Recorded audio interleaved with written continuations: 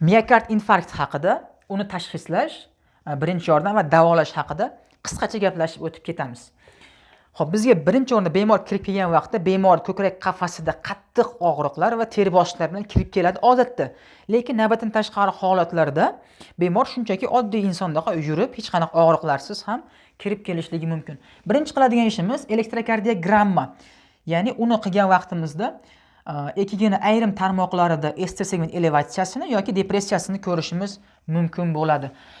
Exokardiografiya qilgan vaqtimizda yurakning qisqaruvchanligini kamayganligini guvohi bo'lishimiz mumkin. Qondan tekshirgan vaqtimizda, ya'ni yurak biomarkerlarini ko'rgan vaqtimizda troponin va kreatin kinaza miqdori oshgan bo'ladi. Birinchi yordamga keladigan bo'lsak, birinchi yordamda tromb kattalashib ketishligini va tarqalib ketishligini oldini olish maqsadida asetil salitsiliy kislota, ya'ni aspirin buyuramiz. Bemorga klopidogrel va geparin buyuramiz. Ko'krak qafasidagi og'riqlarni kamaytirish maqsadida nitroglitserin, beta blokator, zarur bo'lsa morfin qilishimiz mumkin. Aterosklerotik plak kattalashib ketishligini va tarqalib ketishligini oldini olish maqsadida statinlar buyuramiz bemorga. Bu birinchi yordam. Endi bemorda miokard infarkti boshlanganiga 90 minut bo'lmadi hali. 90 minutgacha bo'lgan vaqtda biz uni 90 minutgacha bo'lgan vaqtda va koronar qon tomirlarining 3 tadan kam miqdorda tiqilish bo'lgan vaqtda biz uni to'g'ridan to'g'ri stentlash amaliyotini qilishimiz kerak bo'ladi. Agar stentlash amaliyoti u joyda yo'q bo'ladigan bo'lsa, biz uni o'sha joyga yetkazib borgungacha bo'lgan vaqtda to'qima plazminagan aktivatorlarni, streptokinaza yoki altiplazalarni qilib turishimiz mumkin bo'ladi. Lekin mana shu stentlash amaliyotiga yetib borguncha. Endi agar koronar qon tomirlarining 3 tadan ko'p miqdorida tiqilish bo'ladigan bo'lsa, ya'ni tromb bo'ladigan bo'lsa, biz uni to'g'ridan to'g'ri aorta koronar shuntlash amaliyotiga buyurishimiz kerak bo'ladi. Miokard infarkti haqida, uni tashxislash, birinchi yordam va davolash haqida qisqacha gaplashib o'tib ketamiz. Xo'p, bizga birinchi o'rinda bemor kirib kelgan vaqtda bemor ko'krak qafasida qattiq og'riqlar va teri bosishlar bilan kirib keladi odatda. Lekin navbatdan tashqari holatlarda bemor shunchaki oddiy insondaqa yurib, hech qanaqa og'riqlarsiz ham kirib kelishligi mumkin.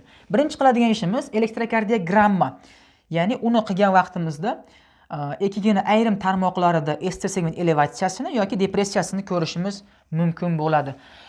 Exokardiografiya qilgan vaqtimizda yurakning qisqaruvchanligini kamayganligini guvohi bo'lishimiz mumkin. Qondan tekshirgan vaqtimizda, ya'ni yurak biomarkerlarini ko'rgan vaqtimizda troponin va kreatin kinaza miqdori oshgan bo'ladi. Birinchi yordamga keladigan bo'lsak, birinchi yordamda tromb kattalashib ketishligini va tarqalib ketishligini oldini olish maqsadida asetil salitsiliy kislota, ya'ni aspirin buyuramiz. Bemorga klopidogrel va geparin buyuramiz. Ko'krak qafasidagi og'riqlarni kamaytirish maqsadida nitroglitserin, beta blokator, zarur bo'lsa morfin qilishimiz mumkin.